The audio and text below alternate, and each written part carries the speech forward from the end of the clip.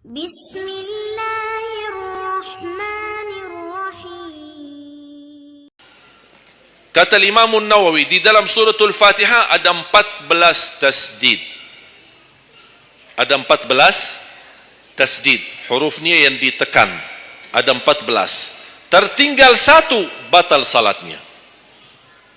Dan Imam Nawawi berikut mazhab Syafi'i. Makanya jamaah sekalian, wajib hukumnya belajar Al-Fatihah, bukan sunnah. Wajib hukumnya belajar surat Al-Fatihah. Perbaiki, benarkan bacaanmu.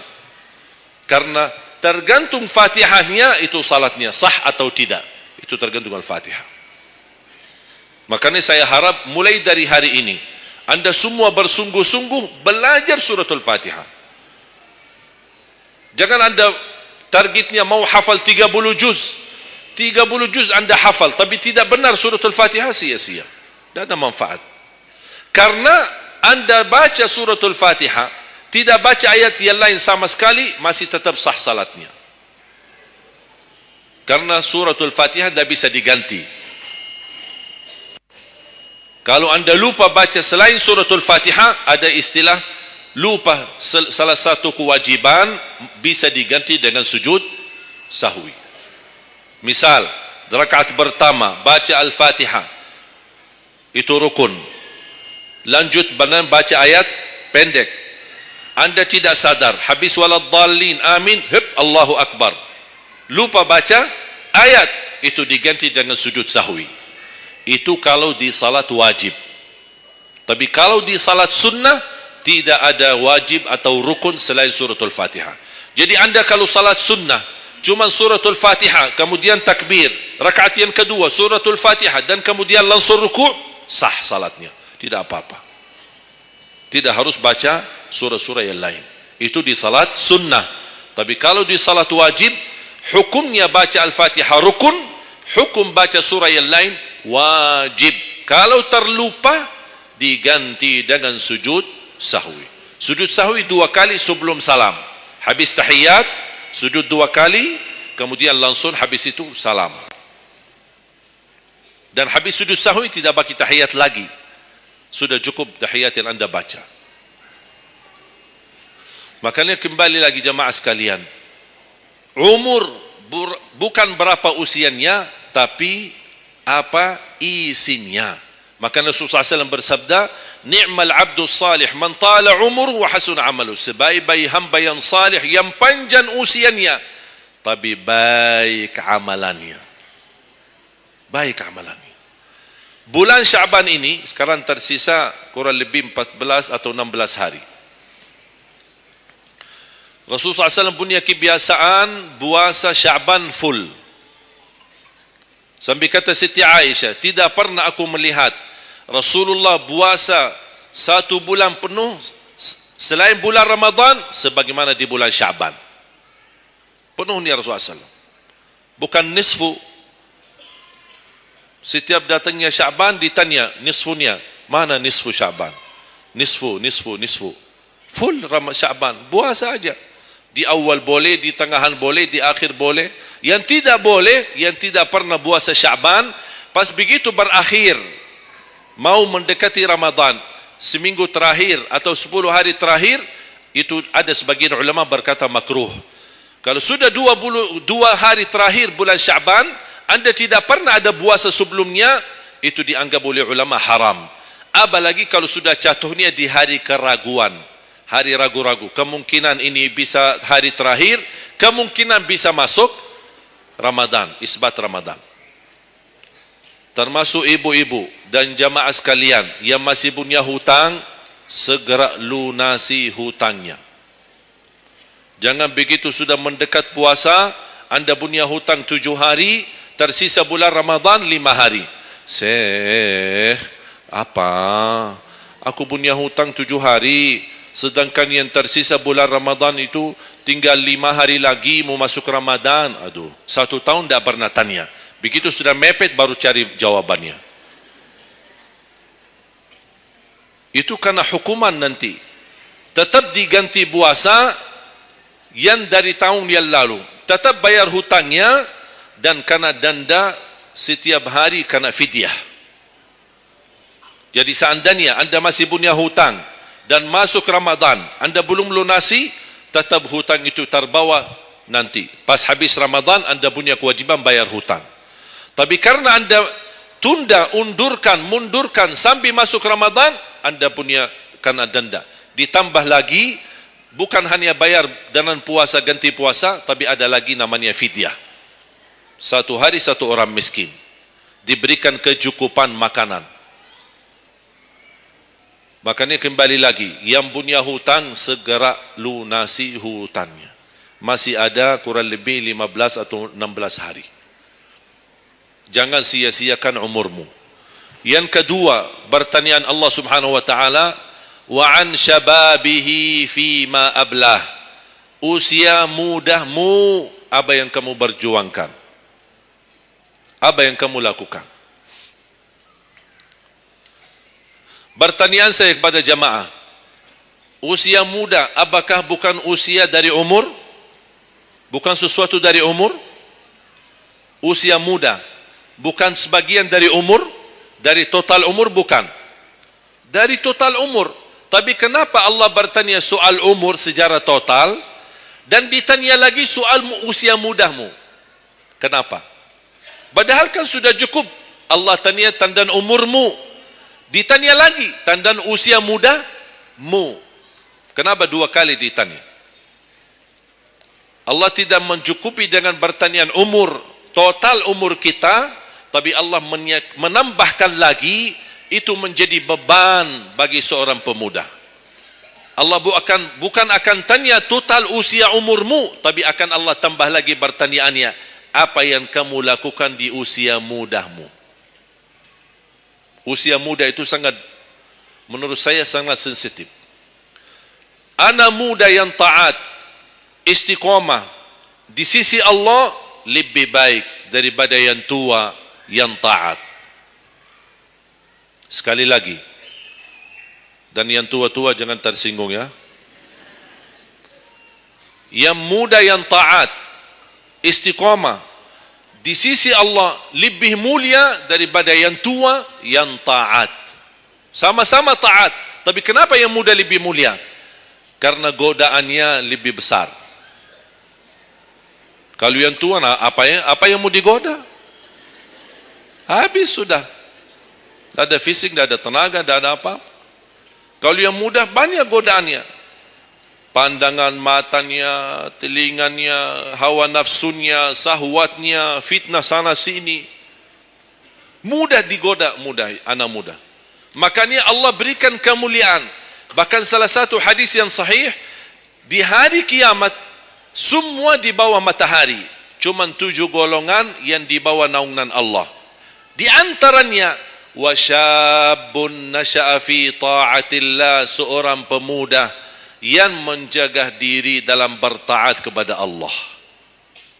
Dia dapat keistimewaan di hari kiamat bersama pemimpin yang adil, bersama seorang laki-laki yang tergantung dengan masjid berapapun usianya.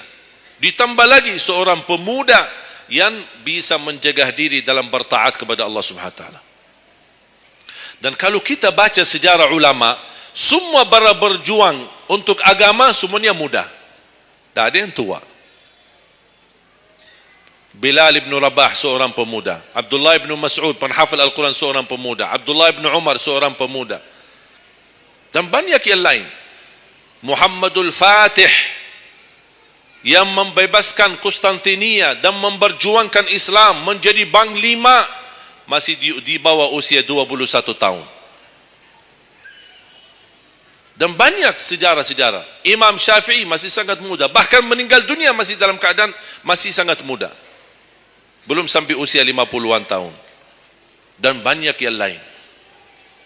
Makanya pengaruh bahkan taruhan besar bagi umat Islam itu tergantung pemuda.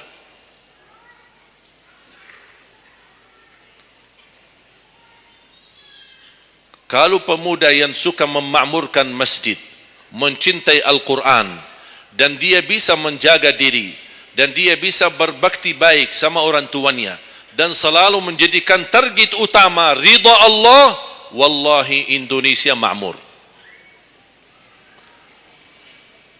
Kalau pemudanya jauh dari masjid, sibuk hanya bacaran, dan dia meninggalkan salatnya, jauh dari hal-hal yang baik, justru dia jatuh dalam narkoba dan berkali macam-macam dosa dan maksiat, hancurlah negeri Indonesia. Indonesia tergantung pemuda. Maaf, bukan tergantung para tua. Tergantung pemuda. Makanya saya bahagia sekali ketika kemarin tanggal 17 April, saya bahagia sekali ketika melihat semua pemuda-pemuda ikut nyoblos di TPS. Walaupun kita belum lihat hasilnya, tapi sabar. Sabar. Ini ujian. Jangan ada orang terlalu muda diadu domba. Sabar. Apapun keputusannya kita tunggu.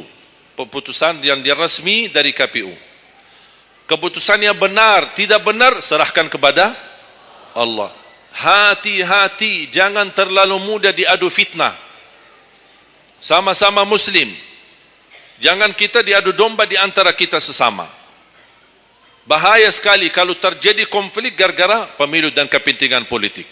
Silahkan lihat apa yang terjadi di Timur Tengah. Semua kejadian di Timur Tengah, awal langkah kejadian itu gara-gara kepentingan politik. Yang menjadi korban rakyat. Orang politisi hidup di negeri Eropah, nikmat, senang, bahagia, semuanya serba ada. Mereka tidak bahaya, tapi yang bahaya rakyat. Yaman, Suria, Irak, dari tahun 90 sampai sekarang Irak tidak bisa aman. Ada orang bawa berita itu Irak saudara dan mereka perang saudara antara Sunnah dan Syiah. Bohong, tidak benar.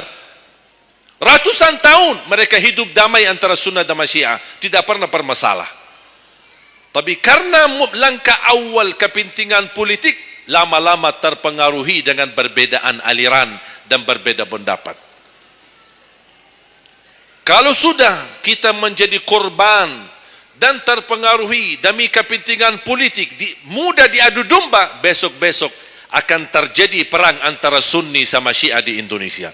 Besok lagi akan terjadi antara aliran-aliran yang lain sama golongan-golongan yang lain. Bisa terjadi perpecahan belah. Itu yang diinginkan oleh musuh Islam. Jangan diberikan kesempatan. Terjadi ujian, memang kita menghadapi ujian. Bukan hanya umat Islam di Indonesia. Di Palestina sudah 60, bahkan sudah sampai 70 tahun mereka menghadapi ujian.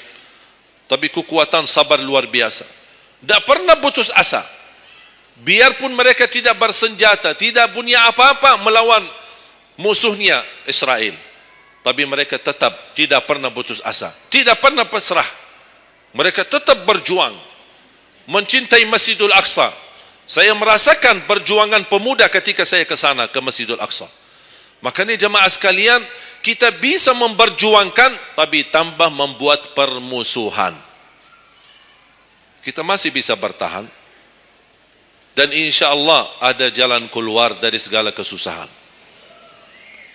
Dan Allah tidak mungkin membiarkan kezaliman terjadi. Kalau kita merasa terzalimi, tidak apa-apa, tunggu. Dan kita harus belajar saling menghormati. Yang memilih 01 itu hakmu, tapi anda tidak berhak mencaci maki 02. Yang memilih 02 itu hakmu, tapi anda tidak berhak mencaci maki 01. Sama-sama Muslim, sama-sama orang Indonesia. Malu kita, kadang-kadang aku sedih melihatku ini terjadi permusuhan. Ulama di sini mencaci maki ulama yang di sana, ulama yang di sana membalas lagi dan apa aduh. Ya Allah, malu kalau di antara ulama saja terjadi persoalan permasalahan. Gimana orang awam? Makanya selalu saya dalam doaku, ya Allah satukan dan rapatkan hati para ulama kami. Satukan saf ulama kami. Ada perbedaan itu wajar, tapi yang tidak wajar ada permusuhan. Apa yang saya sampaikan sekarang, saya yakin tidak mungkin 100% anda semua terima. Dia harus belajar. Tidak boleh saya maksa anda semua ikut pendapatku. Aku hanya menyampaikan, Anda bisa dengar, Anda bisa ikuti, Anda bisa tolak. Itu hakmu menerima atau menolak. Tak ada orang berhak untuk memaksakan kita. Oleh karena itu sekali lagi, mohon jaga dan rapatkan saf kita. Sekarang banyak muncul di media. Ini semua tujuannya berkeinginan menado domba di antara kita. Sekarang akhirnya yang gagal, yang rusak siapa? Negeri kita. Yang kurban, rakyat kita. Orang politisi, tak apa-apa. Mereka kan berduit. Duitnya banyak. Fasilitasnya banyak. Bisa dia hidup keluar negeri dimanapun. Dia baca keluarganya, sudah. Biar rakyat jadi korban. Jangan kita mau dijadikan kambing hitam. Siap? Bisa jaga? 714 suku dan budaya berbeda-beda, tapi alhamdulillah masih bisa bersatu di bawah bendera merah putih. Dan ini karunia dari Allah Subhanahu wa taala. Wajib kita syukuri dan wajib kita jaga. Dan kita berdoa. Sekarang Anda sudah ikut memilih kan? Sudah memilih? Sudah, itu ikhtiar. Anda sudah selesaikan tugasmu. Sekarang apa yang harus kita lakukan? Doa, memohon pertolongan dari Allah. Biar Allah yang memilih mana yang terbaik. Ya Allah, kami sudah berusaha, kami sudah berikhtiar, pimpinlah kami, anugerahkanlah kepada kami pemimpin yang takwa, yang adil, yang amanah, yang mencintai agamamu, yang mencintai ulama, yang bisa melayani rakyat dengan ikhlas. Itu doa kita. Kalau boleh setiap tahajud, setiap sujud, habis duha, habis salat wajib, terus doa seperti itu. Saya punya kebiasaan ketika mengajak jamaah umrah, saya haruskan kepada semua jamaah ketika kami tawaf maupun sa'i, wajib paling tidak 1 kali tawaf, 1 kali sa'i, khusus doakan Indonesia. Karena Indonesia apalagi saat ini sangat membutuhkan doa kita. Sebagaimana kita berduli kepada saudara kita Palestina dan kita bantu, kita mendoakan. Kalau Indonesia tidak perlu bantuan dana, tapi butuh doa kita. Makanya jangan pelit untuk mendoakan negeri kita Indonesia. Faham? Yang ketiga, wa an ilmihi wa an malihi min aina iktasabah wa fima anfaqah. Pertanyaan yang ketiga yang akan ditanyakan oleh Allah, hartamu dari mana dan ke mana? Woi, bahaya ini. Kadang-kadang ada orang sumber dananya halal, tapi pengeluarannya bebas. Semuanya boleh. Itu bertanggungjawabannya. Akan ditanya oleh Allah, dari mana dan ke mana? Allah sudah kasih kan? Itu dari mana datang? Anda harus memberi jawaban yang benar. Dan kemana Anda infakkan? Dan ingat, halaluha hisab wa haramuha azab. Harta yang halal bakal dihisab. Sekarang banyak orang salah faham. Orang fikir kalau ada harta yang haram akan dihisab oleh Allah. Tidak. Yang dihisab bukan yang haram, tapi yang halal. Dari mana dan ke mana? Terus yang haram gimana? Ngapain? Diazab. Anda sudah tahu itu haram, tapi Anda lakukan, Allah tak perlu tanya lagi kenapa Anda lakukan. Allah pergi langsung diazab. Na'udzubillah min zalik. Hati-hati. Oleh karena itu bahagia kata Rasulullah SAW, seorang yang mulia, yang Allah berikan kekayaan, diberikan kemampuan, tapi dia bisa menggunakan dengan sebaik-baiknya. Ni'mal malus salih indal abdi salih.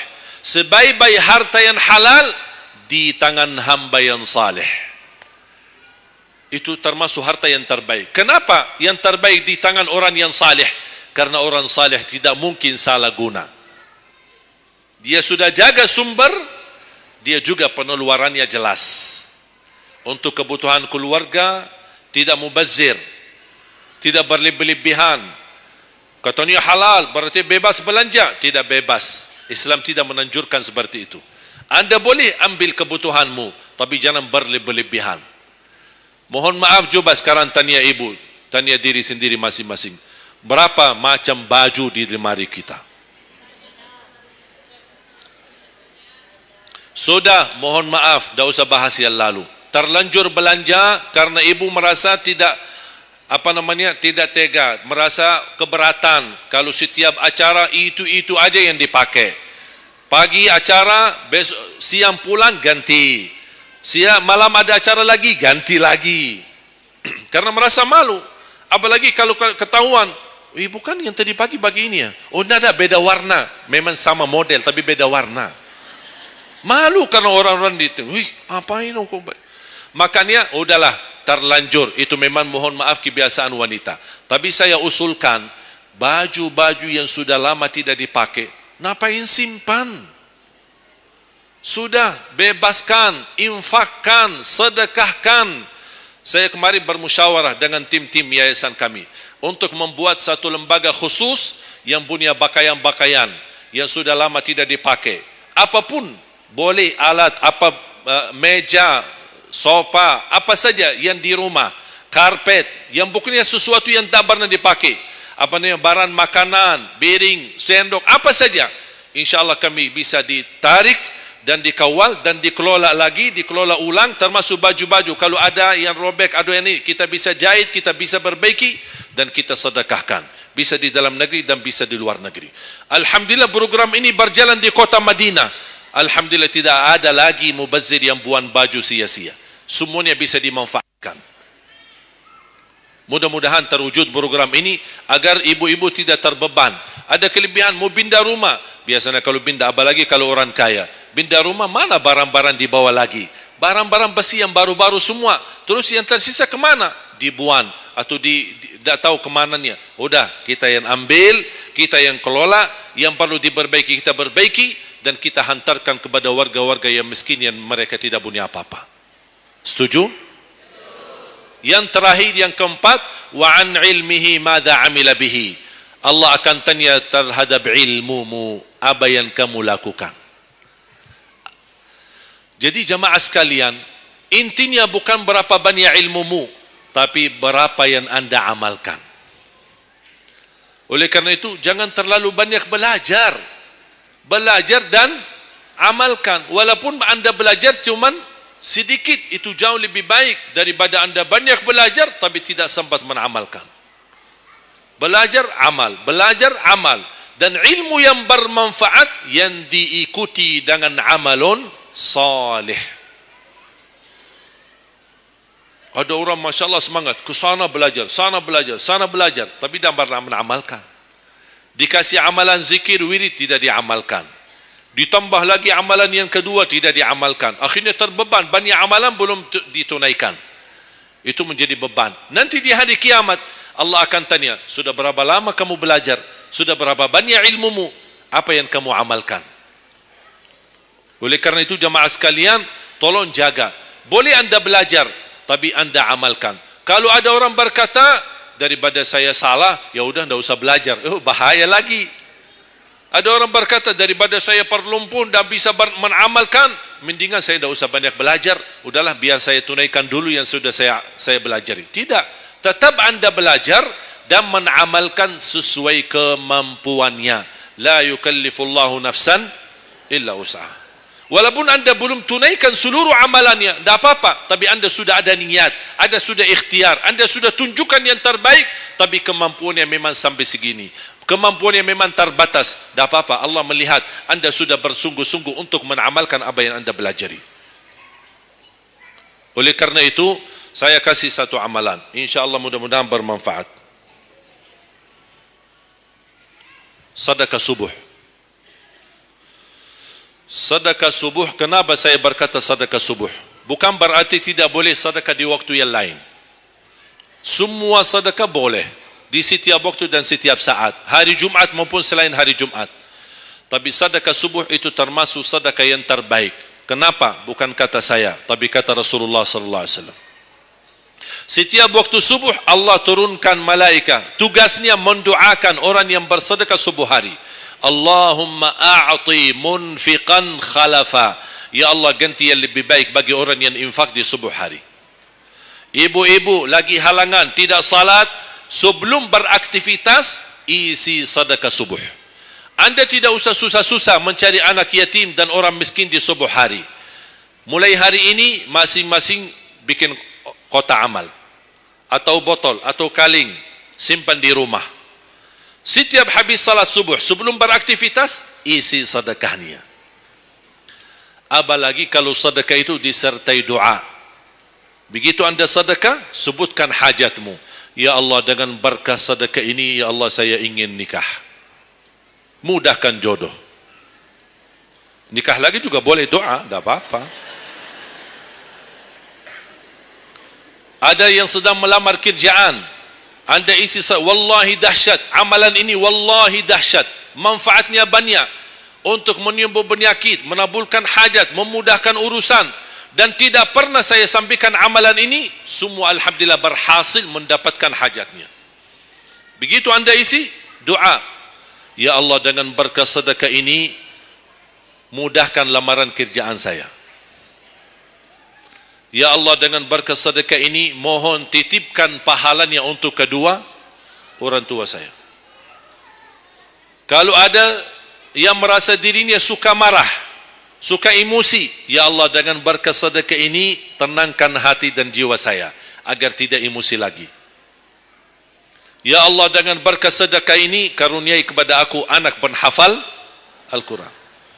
Bu, jemaah sekalian, saya berkeluarga 12 bersaudara, timnas, dan kami memang sudah disusun satu lusin. 12 ini mempersiapkan kalau timnas kita belum mampu membawa juara, insyaAllah kami sekeluarga siap mengganti timnas. Alhamdulillah, dari saudara saya 12 ini 10 penghafal Al-Quran. Tapi orang tua saya awam. Percaya enggak? Orang tua saya bukan ulama, bukan kiai, bukan ustaz. Ayah saya belajar kelas 3 SD. Ibu saya tidak pernah masuk sekolah sama sekali. Sampai usia 40 tahun masih buta huruf, tidak bisa baca Quran. Tapi Allah berikan karunia keturunan penghafal Al-Quran. Berkat apa? Salat mereka dan sedekah mereka, termasuk doa. Itu perjuangan mereka. Alhamdulillah, sekarang ayah saya, ibu saya penghafal Al-Quran, yang jadi gurunya anaknya sendiri. Sekarang di Indonesia saya bawa 5 adik saya dan ditugaskan menjadi imam tarawih. Saya bawa mereka pindah dari Arab kemari. Ada 5. Yang perempuan sudah dinikahkan sama orang Indonesia, orang Jakarta. Dan saya dorong adik saya yang perempuan untuk menghafalkan suaminya biar jadi penghafal Quran. Yang 4 laki-laki, ada yang 2 bawa istrinya masing-masing dari Arab, yang 2 lagi saya nikahkan di Indonesia sama orang Indonesia. Ada 1 sama orang Sunda, 1 sama orang Lombok. Jangan khawatir Bu, masih ada lagi. Bahkan saya dorong adik-adik saya semua wajib nikah 4. Masing-masing 4 istri. Kenapa? Supaya banyak keturunan. Kalau bisa setiap satu istri 12, satu lusin. Masya Allah, luar biasa. Mengapa? Karena kita punya perjuangan yang masih panjang. Cita-cita saya mencetak 1 juta penghafal Al-Quran di Indonesia. Ketika saya datangkan adik saya tugaskan sama mereka dan tegas. Kalau kalian datang hanya mau berhiburan, pulang. Kalian di sini untuk bersama-sama memperjuangkan untuk mencetak 1 juta penghafal Al-Quran. Dan alhamdulillah program ini sudah jalan. Dan kita terus memperjuangkan. Dan saya harap semua jamaah insya-Allah berkenan terlibat dalam program ini. Cita-cita saya, semua masjid se-Indonesia insya-Allah diimami imam penghafal Al-Quran 30 juz. Bahkan lebih hebat lagi cita-cita saya, insya-Allah saya yakin akan terjadi. Insya-Allah di demikian hari, di waktu yang Allah insya-Allah tentukan, insya-Allah presiden kita penghafal Al-Quran. Coba, ya Allah, rasanya enak. Langsung diumumkan di Masjid Istiqlal, khatib dan imam salat Idul Fitri, penghafal Al-Quran 30 juz, Presiden Republik Indonesia. Mantap. Imam salat Idul Adha, presiden kita. Salat Jumat, khatib dan imam, presiden kita. Tidak perlu ganti imam. Udah, tidak perlu ganti imam. Subhanallah, luar biasa. Coba, saya kagumi ketika membaca dan melihat YouTube-nya Presiden Erdogan, Turki. Walaupun beliau bukan penghafal Al-Quran, tapi murattal bacaannya beliau, Masya Allah. Mana ada sekarang presiden di dunia Islam sebagaimana bacaannya yang benar. Ini sudah saatnya, tapi bukan sekarang ya, nanti maksud saya sabar dulu. Nanti jadi kacau nanti semua. Nah, sabar dulu. Insyaallah ada waktunya. Insyaallah. Mulai dari sekarang kita ayo bersama-sama mempersiapkan untuk kalau anda gagal menjadi penghafal Al-Quran, jangan gagal anakmu, cucumu, generasi yang ini semua. Kita melihat, saya bangga. Kenapa saya semangat untuk mencetak 1 juta penghafal Al-Quran? Itu berkatnya acara Hafiz Indonesia. Nonton kan acara Hafiz Indonesia? Nangis ya? Habis tisu kan? Tahu enggak salah satu karunia Allah untuk Indonesia? Ada teman saya berusaha punya TV di Arab. Beliau ingin membuka dan membuat acara Hafiz Indonesia versi Arab. Tapi gagal. Kenapa? Karena tidak menemukan jumlah yang banyak penghafal Al-Quran di bawah usia 10 tahun. Hanya Indonesia saja. Malaysia kalah, Indonesia saja. Di bawah 10 tahun. Dan sayang sekali memang anda yang nonton acara Hafiz Indonesia, anda nonton acara yang sudah jadi. Tapi anda belum tahu apa yang kami berjuangkan di belakang layar. Sebelum acara Hafiz Indonesia, 4 bulan bekerja keras. Sambil tim turun ke lapangan, ke desa-desa, kampung-kampung, ke pulau-pulau untuk menumbulkan dan mendatangkan, menhadirkan para penghafal Al-Quran. Ketika dibawa di Jakarta, 2 bulan berturut-turut kami didik mereka. Yang awalnya pemalu, awalnya ada yang mohon maaf, kencing di celananya sendiri. Saking tidak berani, takut. Alhamdulillah sekarang menjadi mereka pemberani. Bahkan mereka berlumba-lumba azan subuh. Mereka berlumba-lumba membangunkan sesama saudaranya. Sama-sama tertib, makan. Kita menghadirkan doktor kesehatan. Kita menghadirkan doktor psikologi jiwa untuk menjaga perasaan mereka selama 2 bulan. Didampingi kadang-kadang ibu mereka, didampingi kadang-kadang ayah-ayah mereka. Dan semua rata-rata sepakat orang tua mereka tidak pernah kami merasakan bangga memiliki anak sebagaimana kami melihat perjuangan di Hafiz Indonesia. Dan alhamdulillah begitu selesai acara Hafiz Indonesia, kami tidak tinggalkan mereka. Kami terus kawal, kami terus pimpin. Dan alhamdulillah mereka di kampung masing-masing sudah membangun rumah tahfiz. Ada yang membangun pesantren untuk mencetak dan melahirkan jumlah yang banyak penghafal Al-Quran. Dan ini perjuangan luar biasa. Tidak mudah. Berapa biaya yang dikeluarkan. Dan mohon maaf, belum ada sponsor yang bisa mensponsori kita dan membayar full untuk kita. Kita terus bekerja keras dan alhamdulillah masih Allah hantarkan kepada kita orang yang dermawan, orang yang baik, yang berduli dengan dan mencintai Al-Quran. Allah anugerahkan. Wallahi menurut saya, saat ini, zaman ini, sedekah yang terbaik dan yang termulia, semua apapun yang terkait dengan Al-Quran, itulah yang termulia. Makanya boleh anda ketika anda bersedekah, jangan lupa disertai doa. Di antaranya anugerahkan ya Allah Indonesia menjadi negara Al-Quran. Tapi tolong fokus. Kalau anda isi sedekahnya, tolong disesuaikan. Jangan isi sedekahnya koin, teng, tapi doanya sampai terbit matahari. Tidak ada malunya. Kata Allah, koin-koin aja sedekahnya, doanya dah habis-habis. Hajatnya panjang, lebar. Malu kita. Bukan Allah tidak bisa. Allah maha bisa menabulkan hajat. Tapi kita malu sama Allah. Kok cuma bikin teng, ya Allah, ya Allah, ya Allah, panjang. Fokus. Kalau usulan saya, 1 sedekah, 1 hajat. 1 sedekah, 1 hajat. Dan insyaAllah akan anda melihat manfaatnya. Mudah-mudahan semua yang hadir, insyaAllah menjadi keluarga besar 1 juta penghafal Al-Quran. 1 juta mencetak penghafal Al-Quran. 1 juta keluarga Al-Quran yang insyaAllah akan membangun generasi baru yang membawa Indonesia menjadi baldatun tayyibatun wa rabbun ghafur, dan di masa yang akan datang insyaAllah Indonesia menjadi lebih baik. Amin ya rabbal alamin. Barakallahu fikum. Terima kasih, semoga bermanfaat. Kurang lebihnya mohon maaf. Mungkin ada panitia ingin menyampaikan selanjutnya. Wallahu a'lam. Subhanakallahumma bihamdika asyhadu an la ilaha illa anta astaghfiruka wa atubu ilaik. Wassalamualaikum warahmatullahi wabarakatuh.